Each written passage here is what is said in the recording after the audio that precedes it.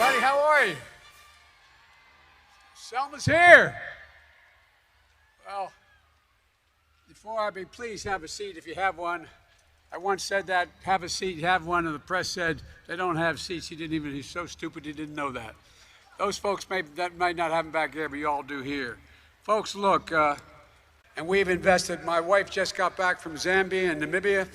She's there all the time. We just made sure we have billions of dollars committed to build Africa.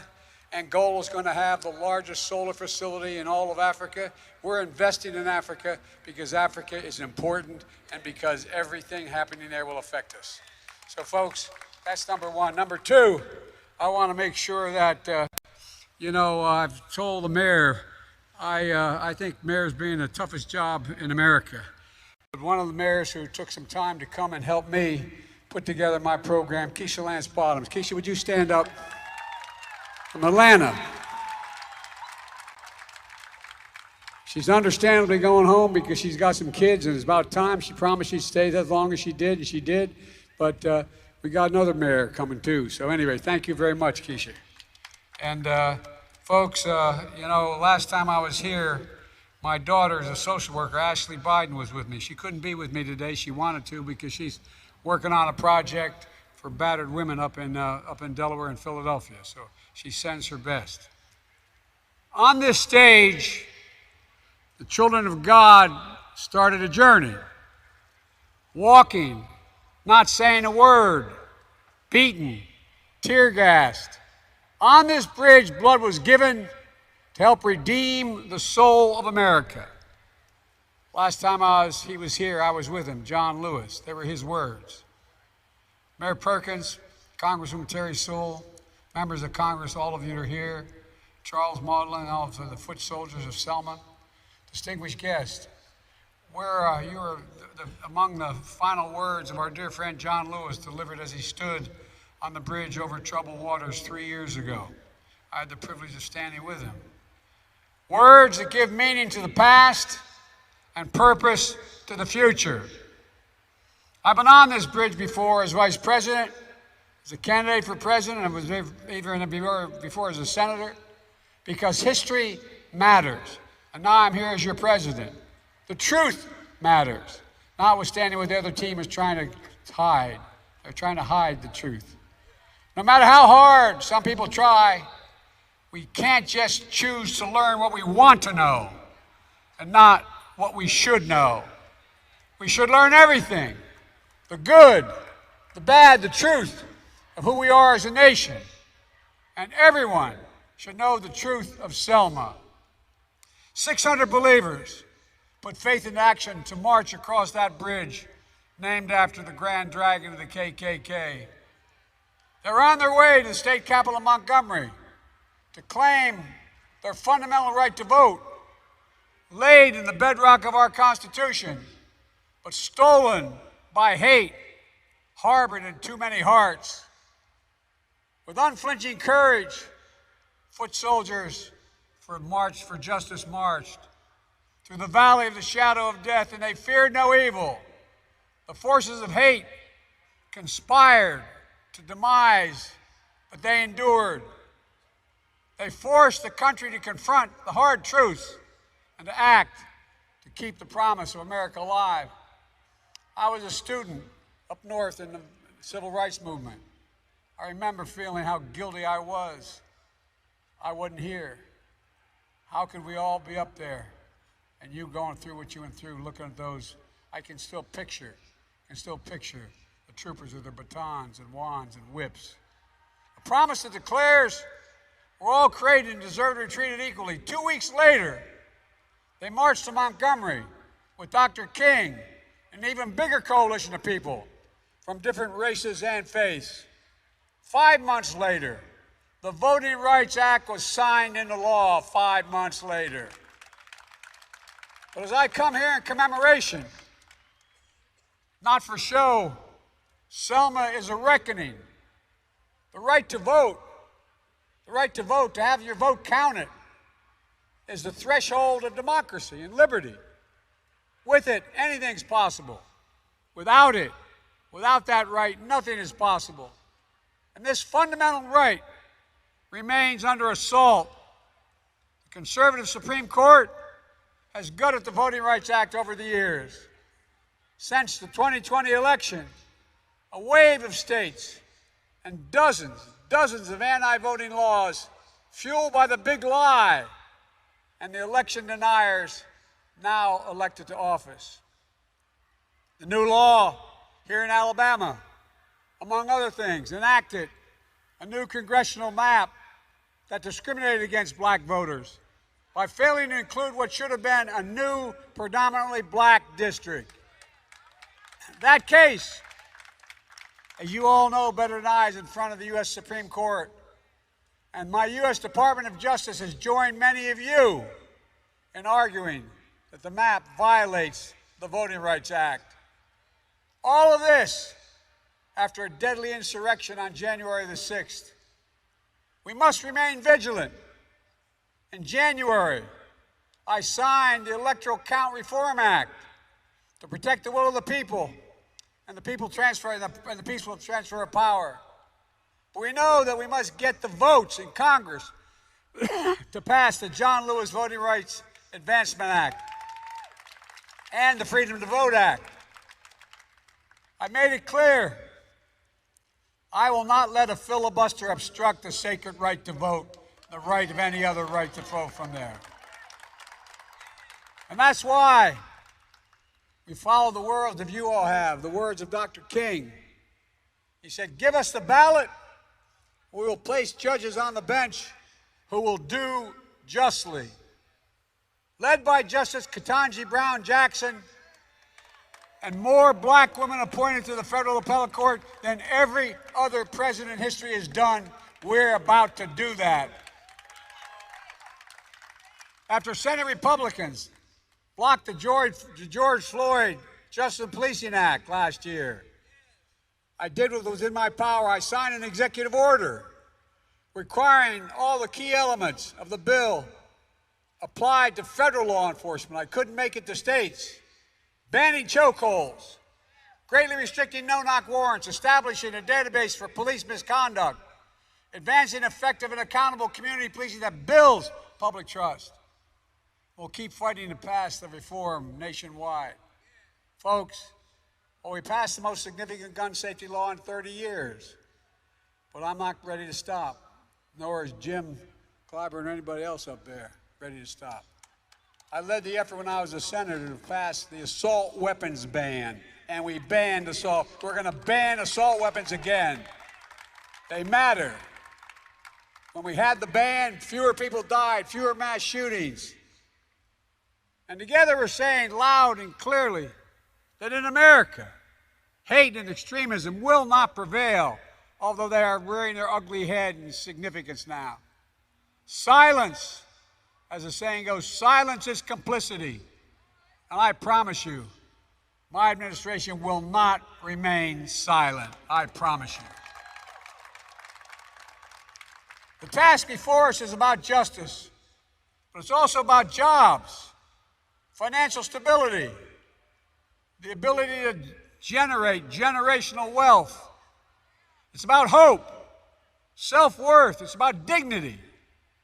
That's why we're building an economy that I've been very significantly criticized for, but I make no apologies, that grows the economy from the bottom up and the middle out, not from the top down. We weren't poor, but we weren't wealthy. We were a typical middle-class family with a 3-bedroom home and 4 kids and a grandpa living with us. I don't remember anything trickling down from on my dad's kitchen table, the trickle-down economic problems. Because when we do that, we build from the middle out, the bottom up. The poor have a ladder up. The middle class does very well, and the wealthy still do well. We all do well. But we know there's work to do, especially as you recover from this devastating tornado and the storms that hit in January. That's why, working with Terry and the mayor, I issued a major disaster declaration immediately, committing the federal government to cover 100% of the debris removal. We also are paying for temporary housing, home repairs, supporting local businesses, small businesses, as well as doing in other towns devastated as you have been. To date, we provided $8 million in recovery, and we're just getting started the rebuilding effort. And we're here, we'll be here as long as it takes. The first major bill we passed without a single vote from the other team was the American Rescue Plan when I was sworn in. That has provided $60 million to Selma and Dallas County directly. One of the things, having been a county official for 2 years, I learned a long time ago, I didn't like anything that went through the state legislature. No, I'm not joking. Good people, but they all want a piece of it. If it's supposed to come to my county, it better damn well come to my county directly. So this is going directly to your county, directly to your city, to keep teachers, nurses, police officers, firefighters on the job. Selma's also benefited from the bipartisan infrastructure law, which is a multi-billion-dollar commitment to rebuild this country. How can we be the leading economy in the world if we don't have the best roads, ports, and so on? How can we be that? Well, guess what? It's the largest investment in infrastructure since Eisenhower's interstate highway system. Here in Selma, we're funding major water projects, removing over 800 poisonous lead pipe service lines that are over 100 years old, because every child should be able to turn on a faucet and drink clean water without fear of getting sick. And it's going to deliver affordable high-speed internet to every single home in this county and this city. And no parent, God forbid another pandemic, is going to have to sit in the McDonald's parking lot to use their internet to be able to have their kids' homework be done. Look, and in the process, these kinds of investments are going to create good-paying jobs. Most of these jobs don't require college degrees. They'll be able to hire here, hire in your community. And by the way, the unemployment rate for African Americans under my administration is the second lowest it's ever been in all of American history. And we're going to continue to make sure that happens. And by the way, I'm the only president I've learned that had permanent offices in the White House for the Divine Nine and the HBCUs. I figured it out, man. I figured it out. Now I know that the vice president thinks that Howard's the best. Delaware State University, where I come from. But all kidding aside, we've contributed billions of dollars to put HBCUs in a position because they don't have, I mean it seriously, billions of dollars. They don't have the kind of trust funds that the major schools have. So guess what? It leaves out an awful lot of qualified African Americans at HBCUs from learning how to deal with cybersecurity, learn how to deal with all the stuff of the future. Guess what? Right now they have that, and I'm able, as a President of the United States, to award these contracts directly there because they have the lab. I'm serious. It's a big deal. There's a lot more we're doing for Selma and cities like it all across America. When I passed the Inflation Reduction Act, which again, the other team didn't participate at all, which allows Medicare to negotiate drug prices for the first time. Do you realize in America, we pay more for prescription drugs than any nation in the world? Hear me? More. And I've been fighting this for the last 25 years, but guess what? We finally beat Big Pharma. So now, oh man, you have no idea how good I felt about that one. Because what's happened? What happened is now Medicare can say, we are not going to pay you more than $35 instead of $400 for that insulin that you need. And guess what that means? Not only it reduces prices for people who need help, but it reduces the federal budget by $158 billion. You know, we can walk and chew gum at the same time. In addition to that, when we reduce the cost of insulin for seniors on Medicare, we got a commitment initially, I proposed, that we reduce for anybody needing that insulin. Well, guess what? The other team voted that down too. But along came the largest maker of insulin in the country. They, as they said, seen the Lord. They saw light.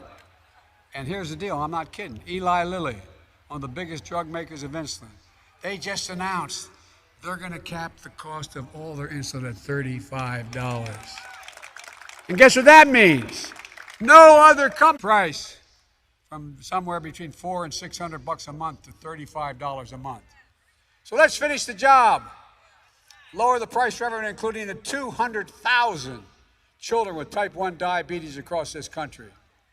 But there's more work to do. We'll protect Social Security and Medicare, and we'll protect, by the way, did you see that State of the Union address? I said, it means all you guys are against cutting Medicare and Social Security. Oh, yeah. Well, in my religion, we go, bless me, Father. That's a wonderful thing. Look, Medicaid is critically important to people that are having trouble making it. And the Affordable Care Act, we increased the available money by $800 for those folks. We're going to make sure we protect those too, to make sure they get the care they need. Look, we need to reward work, not just wealth, because the idea, we used to have about 670 billionaires in America. Now we have about 1,000. Do you realize they pay a lower tax rate than your police officers or the people driving that ambulance? They pay a lower tax rate than hard-working folks. I think you should be able to make $1 trillion. Just pay your fair share, Jack. No, I mean it. And by the way, we'll also cut the deficit when we have them begin to pay their fair share.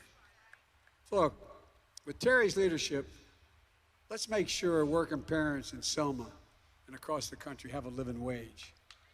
There should be sick days available, paid family and medical leave. We're the only country in the nation in the world that doesn't have it. Affordable child care and elder care. It saves money. Let's restore the full child tax credit.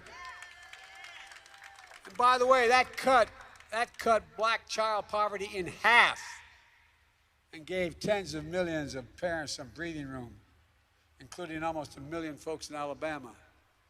I was telling the mayor on the way over, my dad is a hard-working guy, a real gentleman, a decent man. He never got a college degree. He never got to go to college. It was a great regret he had. But you know what he used to say for real? I'm sorry I always quote my dad, but it's worth saying. He'd say, Joey, remember, a job's about a lot more than a paycheck. It's about your decency. It's about respect. It's about being able to look your kid in the eye and say, honey, it's going to be okay. It's so easy to make that happen without any fundamental changes. But they're not letting us up to now. With HUD Secretary Marcia Fudge. Marcia, you're here, right? There you are.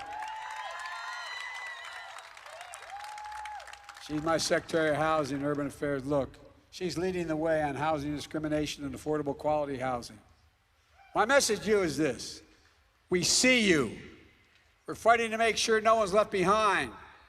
This is a time of choosing, and we need everybody engaged. We know history does not look kindly on those who deny the march across the bridge to redeem the soul of America. Let me close with this. In many of your faith traditions, Sunday is the Sabbath, a day of rest. But on that Sunday morning of March 7th, 1965, Amelia Boynton Robinson and 600 of her fellow children of God chose different pews. On this bridge of her beloved Selma, they were called to the altar of democracy. Unsure of their fate, but certain of the cause was righteous. So she would go on to say, quote, you can never know where you're going unless you know where you've been. We know where we have been. My fellow Americans, on this Sunday of our time, we know where we've been, and we know, more importantly, where we have to go. Forward, together. So let's pray, but let's not rest. Let's keep marching. Let's keep the faith. But most of all, let's remember who we are. We're the United States of America, and there's nothing beyond our capacity when we act together. So let's go and finish the job. God bless you all, and may God bless our troops.